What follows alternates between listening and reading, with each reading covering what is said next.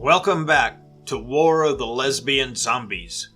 In episode 5, Brenda flew to Haiti for a funeral, met the alluring flight attendant Carrie, and learned that Nemesis Baby Doc had pilfered the LZ Foundation's funds. Brenda and her extra muscle, Reinhardt and Albert, drove up in front of the LZ Foundation's office building. A 6-foot-high brick wall surrounded the grounds. Beyond black wrought iron gates, security cameras swiveled this way and that, ever vigilant. It was time for Baby Doc to explain the missing money. A heavily armed stooge marched up to the driver's door. Brenda, sitting in the back seat, rolled down the window. The guard shifted his attention to her. "This is private property, lady. You move along now." Brenda reached out the window, grabbed him by his shirt, and pulled his face to hers. "You tell Baby Doc his boss is here, and he better open this gate." His terrified face broke out in a sweat. "Yes, I'll call him now." He got on his cell phone and spoke in Haitian Creole. With a whine, the gates began to open. "His Excellency look forward to meet you. Please, go right in." Brenda rolled up the window. "Drive, Albert." The car accelerated into the LZ Foundation compound. Reinhardt checked his gun clip. The Nazi wannabe looked like he was itching for a fight. Albert parked in front of the entrance doors. They all got out. Reinhardt stuck his gun behind him and covered it with his jacket. As a guard led them up the steps, 2 more guards fell in close behind them. Too close for Brenda's comfort. Reinhardt gave her a sideways glance. She nodded. Reinhardt and Albert turned around in a flash and disarmed the 2 guards.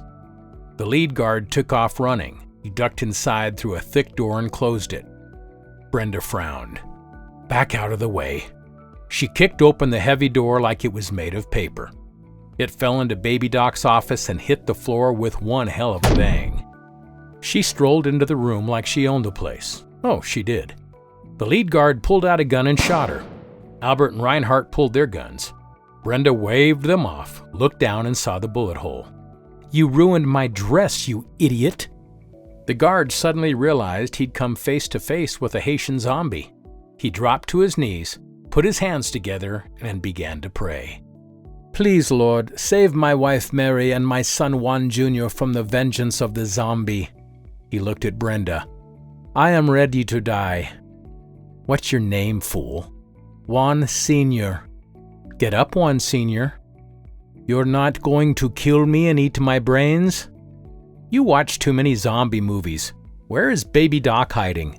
"He ran off." "The thief is long gone by now. Let us kill him, boss." "Juan Sr., where's the money? The cash?" "I don't know what money." She gave Reinhardt a sideways nod. "Search the office." While Albert guarded the guard, Reinhardt started tearing through drawers and filing cabinets like a burglar on steroids. When he opened the coat closet, U.S. greenbacks spilled out on the floor. Bingo! Aha! There's the money he embezzled. Guess he didn't have time to launder it. She turned to Juan Sr. "I'm putting you in charge of finding Baby Doc. I'll pay $10,000 US for his capture." "I can do that." He bowed to her. "Count all this money and take it to the bank where you'll put it in a safety deposit box. Notify me when you have good news about Baby Doc's capture. And tell all those guards outside they work for you now, and you are loyal to me." "I will find Baby Doc, and thank you for not killing me." "Not so fast." She pointed to her Nazi muscle men. "Their instructions are to kill you if you steal any of this money." "Yes, we will find you. We will kill you." "Got it?" He looked at the bruisers, nodded meekly. "Come on, boys. We have a funeral to attend." It was 8:35 p.m. when Brenda, Albert, and Reinhardt got back to the former Haitian health clinic of Dr. Ernesto Gomez, also known as Aurora. She walked down the hall and found Aurora holding her mother's dead hand. "It's time to go. I'll carry Cassandra's body and follow you to the truck." She carefully slid her arms under the corpse and carried it to the truck, an easy task for Lesbian Zombie. The truck bed was full of flowers. Meanwhile, Albert and Reinhardt were busy pouring gasoline in every room of the clinic. Then they lit the place ablaze. The funeral procession drove through the jungle to the Forest of Fear. Once they reached the clearing, Brenda put Cassandra in the bottom of the Pit of Ages under the Tree of Life and covered her with the flowers from the truck. Now everyone would wait for the time of transition for the voodoo high priestess. Midnight with the moon overhead. Aurora built a fire next to the pit.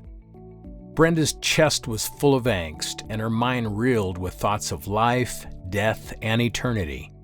It was such a beautiful night for a funeral. The sky ablaze with stars this far from civilization. Albert and Reinhardt stood guard. Aurora came to Brenda with a cup of warm beer. "Do you think my mom is with Loa?" "Yes." She took a swig of beer. "Loa loved Cassandra." "Are you sorry that you died and that Loa and my mom gave you another life?" "I now have the life I've always wanted, to be important, to have a purpose, and being beautiful is a plus." "But if you had never been reborn, you would be with Loa right now." "Loa is always with me. We'll change the world forever."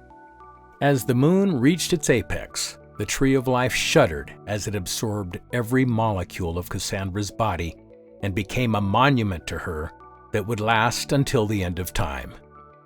Brenda took Aurora by the hand. "Your mom belongs to the ages now. Thank you for this tribute, my queen. Let's go. I'll drive." The Nazis jumped into the truck bed. Aurora rode shotgun. "Where to now?" "The airport." Brenda wrestled the ruts toward Port-au-Prince. It was going to be a long flight back to New York City. The flight attendant on Alphonse's jet, Carrie Carson, was about to put her building orgasm into a holding pattern. Her body was being smushed under Larry Thompson, the co-pilot who was flying her all the way home. Just as he let loose with the force of a jet engine, there came a knock on the door. He stopped. "Now what?" "No, don't stop," she cried breathlessly. "I'm not there yet." "It can't be good news this time of night." He rolled off the bed and got into his shorts. "You can't leave me like this." "Get dressed." "Finish me, damn it." "I'm done. Finish yourself." He rushed to the peephole and looked out. It was Captain Zach Parsons. White shirt, captain's hat. He looked ready to fly. "What's up, Captain?" he asked through the door. "I got bad news for you, Larry. Brenda wants to leave for Manhattan right away. The plane's being refueled. I'll wait for you in the lobby." Come on, Captain. Me and Carrie are getting it on." "Oh yeah, Carrie. She's really great in bed. I did her a few times myself. Hurry up now. No time for a shower." Rushing back to the bed, Larry saw Carrie lying just like he'd left her, legs spread and ready for more action. "Get up, will you?" "5 minutes, Larry. That's all I ask. You can do it. Make me not regret sleeping with you. Please?" "I said get dressed." He threw her flight skirt at her. Carrie knew that no amount of pleading would change his mind. "He doesn't give a crap about my needs. He'd rather fly a jet than make me happy." "What's the matter with you, Larry?" "We're leaving right away for the return trip." "Shit. I hate working for this private jet service. I'm going to find me a real job with a real airline." "Are you going to screw those pilots too?" "What?" "You had sex with Captain Parsons." "That's none of your business." "Hell, he's 30 years older than you." Larry cinched up his tie. "You're nothing but a slut." "And you're a narcissistic ass." "Put your damn clothes on." She got out of bed, didn't look at him, and slipped into her panties.